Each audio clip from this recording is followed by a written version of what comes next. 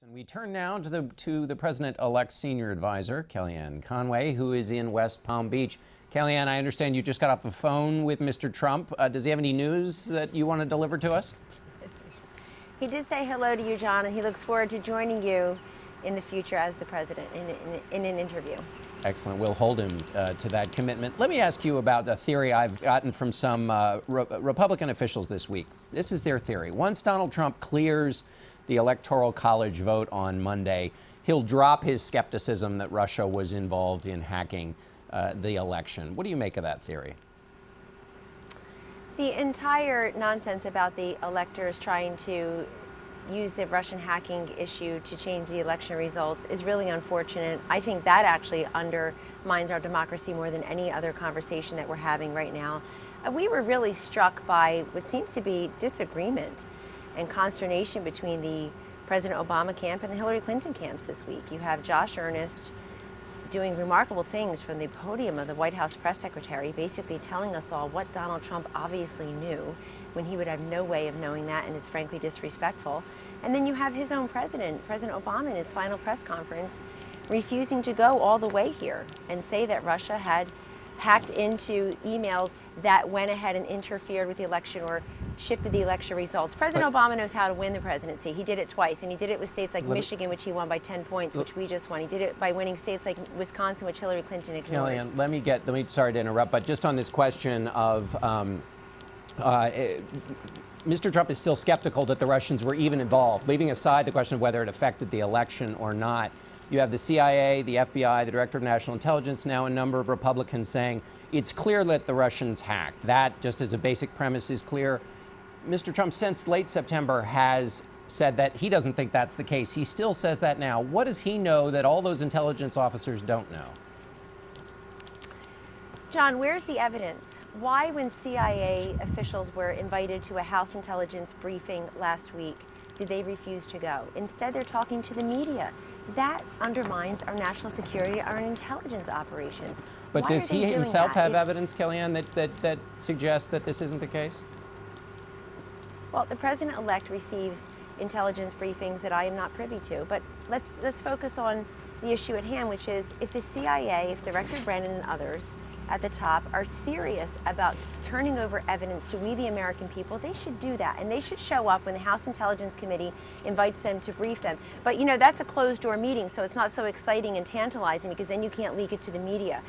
They should not be leaking to the media. If there's evidence, let's see it. I would note that President Obama himself the other day stopped short of saying what many pundits on TV are saying, and they would have no idea because I'm fairly sure they don't get intelligence briefings. I'll tell you what the unintelligence briefing we all know is, which is that Hillary Clinton and her team spent $1.2 billion, lost an election they should have won, didn't see us coming, and got a lot of help, frankly, from people in the media who are still trying to fight the last war. I guess what I'm is over. This man is the president. Absolutely, and much more to the point, he's going to be the president. So what we're trying to do is figure out how does the president-elect take in new information that's interesting, that's volatile, that's at the center of national security here.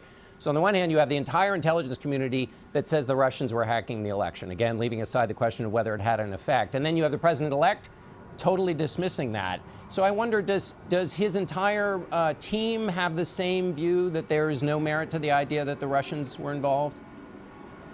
But remember, you just said the word election. I have to push back because that's what everybody's doing. They're conflating whether Russia hacked into the emails and how it affected the election. I see in every paragraph in every story, I listen to people who don't know what they're talking about on TV and frankly are never under oath.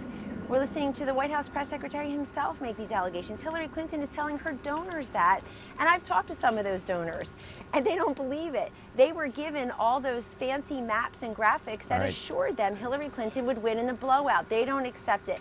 Look, I also want to say something else. I listened to Donna Brazile on a different network this morning, and I very much appreciated the fact she seems to be pushing back against President Obama and this idea that after President Obama, as he clearly stated in his final press conference on Friday, John, he said, I told Vladimir Putin to cut it out, and he did. The hacking stopped. It seems like she was in disagreement with that. It seems like people in the Democratic Party wanted the president to go farther and want him to go further now. And that, I guess that's his right. We'll see what he does in the next couple of weeks. All right, we're not going to get any insight into the president-elect's thinking here, but let me try this.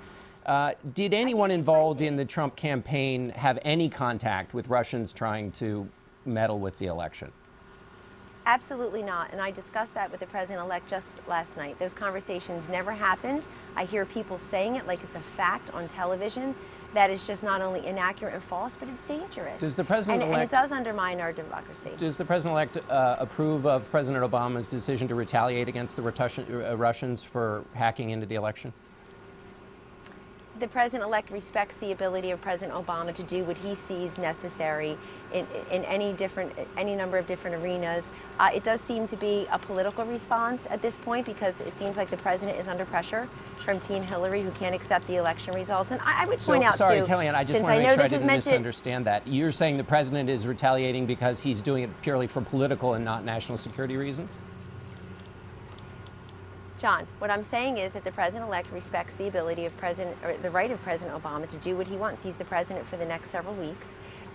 We believe in sanctions that work, not just sanctions for sanction's sake, but it's very clear that President Obama could have, quote, retaliated months ago if they were actually concerned about this and concerned about this, quote, affecting the election.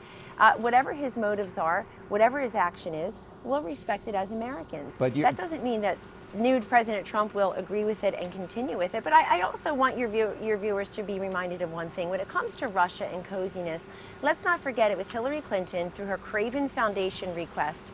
Bill Clinton got $1 million to give a speech in Russia, and then she turned over 20% of U.S. uranium rights. So let's be honest about who for money and who for power and who for access has cozied up to the Russians. Just so I'm not left with the wrong impression, the impression you've left me is that you're saying that President Obama is reacting here to the Russians because he's feeling political pressure.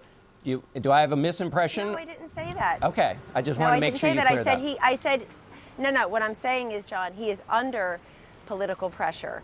Definitely, because you've got people from Team Hillary saying something very different than what President Obama himself is saying. Okay. They are disagreeing, and look, it's his legacy that's being questioned here. That's obvious. They've lost 1,000 state Kellyanne, we're going to have to leave it there. Congress. All right, I'm many sorry, governorships Kellyanne, and senators. We've run out of time. Thanks for having me. All right.